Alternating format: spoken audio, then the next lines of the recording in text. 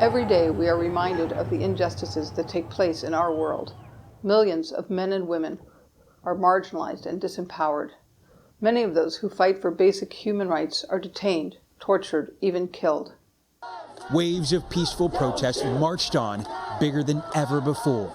No more silence. The Taliban have tried to reassure the world they respect human rights, but the Human Rights Watch says so far women have been denied the right to work and a secondary education.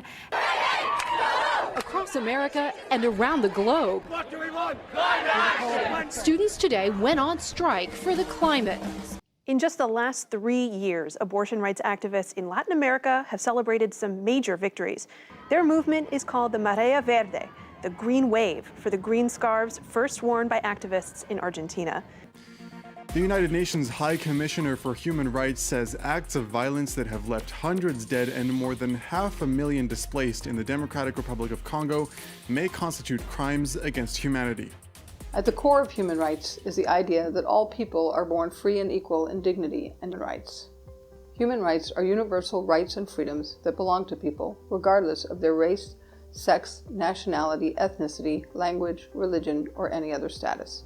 The Human Rights Program at Roosevelt House was founded in 2011 with the goal of giving Hunter students the tools they need to address human rights problems, whether as advocates, scholars, researchers, or informed citizens. Roosevelt House, which was once the home of Franklin and Eleanor Roosevelt, is now the home of the Human Rights Program. Eleanor Roosevelt led the UN Human Rights Commission that drafted the Universal Declaration of Human Rights. We take pride in continuing her legacy as a champion of human rights for all, and strive to provide Hunter students opportunities to learn about and be part of this movement. The object is to make people everywhere conscious of the importance of human rights and freedoms. Rita Hauser, who inspired the creation of the Human Rights Program and was herself a Hunter student, was mentored by Eleanor Roosevelt. Of all the things I've done in my life, and I've done lots of things, this is one of the most amazing programs and the one I am most proud of. It was the idea of taking this beautiful house in memory of Eleanor Roosevelt and making it a center here in New York and now globally with Zoom for human rights in all of its dimensions. Had it not been for Rita Hauser's vision, this human rights program at Roosevelt House simply would not have happened. And if it were not for her generosity, this human rights program might not be today one of the best of its kind in the country. Each semester, the Human Rights Program hosts events that cover a broad range of interests. We've invited human rights advocates, UN and government officials, and academics to share with Hunter students their expertise on human rights issues of the day. Thank you for joining us for this important and much needed discussion on the discriminatory impact of COVID-19, the pandemic's role in highlighting entrenched racial inequalities in the US. So what we want, basic rights to work, rights to get to education, the rights to be respected as a human being. Because without justice, we can't overcome the problem of rape in the society. I think that Dr. Mukwege is to sexualized violence what Mandela was to racialized violence in the world. And that is huge. We came to an understanding that the way we approached human rights was insufficient for the ways in which people who were often victims experienced living. Our bi-weekly newsletter, Your Day, is a compilation of breaking news, upcoming events, and internship and job opportunities related to human rights. Students, faculty, and others contribute their views and experiences to the newsletter on current events. The Human Rights Program has also organized visits abroad, taking students to Nepal to meet with human rights advocates, international organizations, and even Supreme Court justices. My favorite visit so far, or group that we've interacted with, is a group called Blue Diamond, which is an LGBT activist group, and a lot of Nepali LGBT issues have definitely become better over the years, and I just found it fascinating that a lot of the people who are actually leading the movements are transgender women. I first experienced hunger through watching my father Nigerian immigrant with machetes for teeth could bite through any obstacle, like poverty. I think world events are making it clearer than ever why human rights are a necessity. I think the Human Rights Program really affords students the opportunity for wide intellectual engagement, and on the ground, through the power of Roosevelt House, really an unparalleled opportunity to meet some of the most eloquent writers, some of the deepest thinkers, and some of the most important practitioners in the field of human rights and related policy in the world. Human rights is life. Human rights is not something you just read in the book and cover it.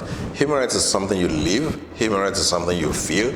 It's about you. You carry it all over the place. So what's the best thing to do is to learn about human rights so that you can know how to protect your rights and also how to support others in protecting their rights. Something that what resonates for us, you can't talk about human rights abroad unless you talk about human rights at home. All students need to understand locally, nationally, and globally how human rights affects the work that we do. Any discipline that you think about really incorporates human rights, whether it's spoken about or amplified or not.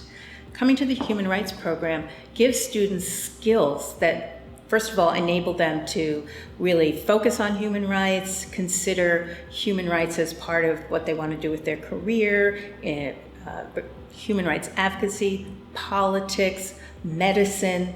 I always encourage Hunter students to enroll in the Human Rights Program for 3 reasons. The one is that you'll be able to talk to professionals and mentors and experts and speakers you would not normally have access to. The second reason is that human rights is an incredibly interdisciplinary and global academic and professional study. So even if you're interested in, say, biology or economics or comparative literature, there is something to gain from this program. The third thing is that the Human Rights Program has a lot of institutional support, and that's something I needed as a Hunter student. When I signed up for the program, my first day of classes, the professor asked me and the rest of the students, what are human rights? From that day, my life has completely been transformed through the Human Rights Program. As part of the program, I had to take an internship.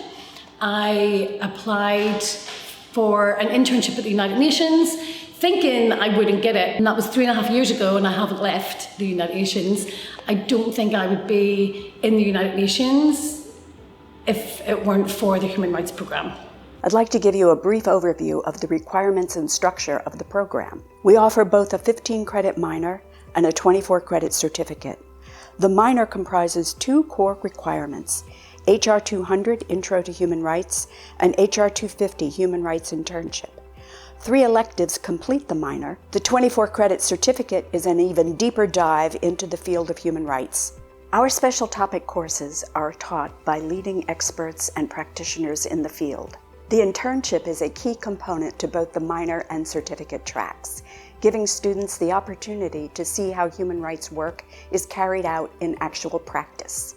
Our students have had opportunities with major human rights organizations, such as Human Rights Watch, Doctors Without Borders, Amnesty International, PEN America, and even the United Nations. It's important to note that the intro course and all of our special topic courses are open to all Hunter undergrads, whether you're enrolled in the program or not.